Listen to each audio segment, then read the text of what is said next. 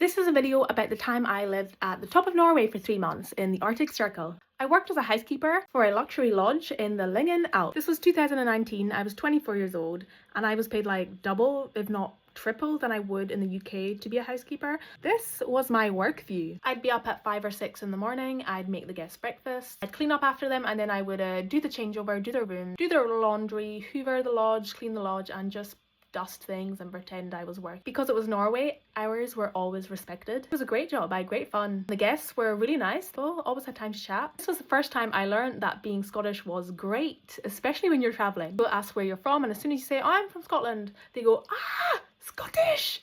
Like James Bond! They love it. All nations love it. I've been in a car with a German who speaks no English, and when he found out I was Scottish, he was like, ah! Scotland! Scotland! And I was like, yes, Scotland, yes. And then we just stood there like, yeah. They get so excited, I don't know why. I had plenty of time off to wander, and I went and visited this island called Eilidh. Surprised how warm the Arctic Circle was. Thought I'd be very cold. I thought I wouldn't be able to handle it because I have a hard enough time in the Hebrides. Turns out the fjords don't give them any wind, the snow reflects the sun, so it's actually really warm, and I was in a t-shirt a lot of the time and it was great. Even the Arctic Circle was warmer than the Hebrides. I saw the Northern Lights once on my first night there. It was just the end of winter. That is a memory that will stick with me for life. It was nothing like the Northern Lights I see here. They were more 3D and they were like literally dancing. It was I'm so lucky that I got that one night of seeing them. This might sound weird, or maybe some people can relate, but when I am on the island, I'm quite anxious, or at least back then I was so anxious.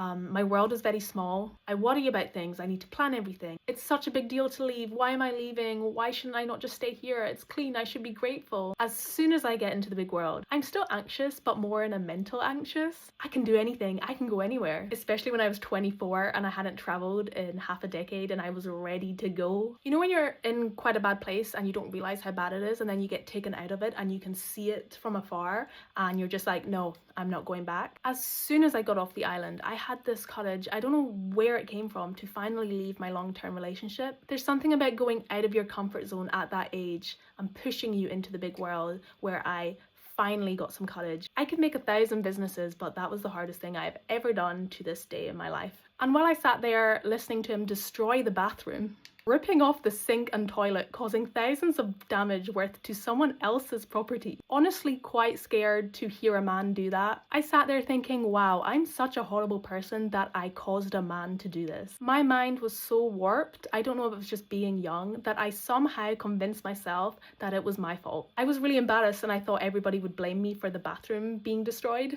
Actually, everyone was so nice to me. The owners were so nice, and they were like, are you okay?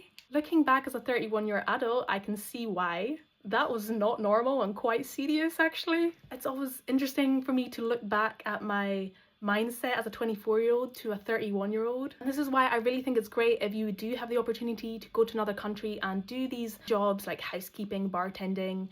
It's not always fun, it's actually very rarely fun, but it really makes you grow. If I had stayed on the island, I would still be thinking that way. That decision would be the best decision I have ever made, and that would start a crazy 2-year adventure going to France and finding my art business. So when my job finished, I was in Norway and I wanted to explore Norway, but I had no one to travel with because I had nuked my life.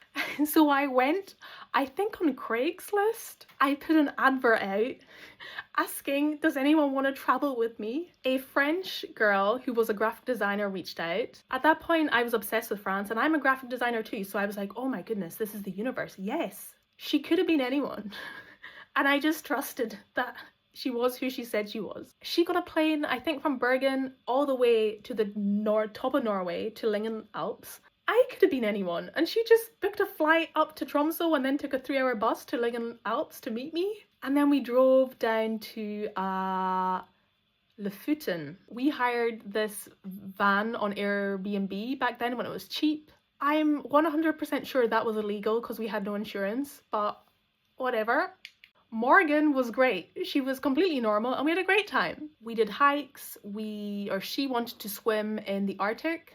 We had to hire these special wetsuits, and I think we went surfing, although we couldn't surf. So I have technically swam in Arctic waters. Still warmer than the Hebrides. Sometimes I look back and I'm just like, wow, being Early 20s is a crazy time. We had a little date night. We had wine and strawberries on the beach. I'm mentally dying in this picture, but I was also really happy. She was great. I only knew her for a week and I travelled the whole of Lofoten with her. That's also the sad thing about travelling. You meet people and you'll never see them again, but you can also choose to see the beauty in it. You can't choose, you have to choose. You have to see the beauty in it because you have no choice. You're not going to see them again. You meet people for a week, a day, they shape you and you leave. And then you never see them again. Anyway, that was my time in Norway. If you are in your 20s, be crazy, do it. Maybe after you get your education, that is important. For a year or two, just be weird, get it out of your system. Do not settle or I will come and haunt you. What if you're supposed to build something, but you don't because you're too sad because you settled? Ciao ciao, bye bye.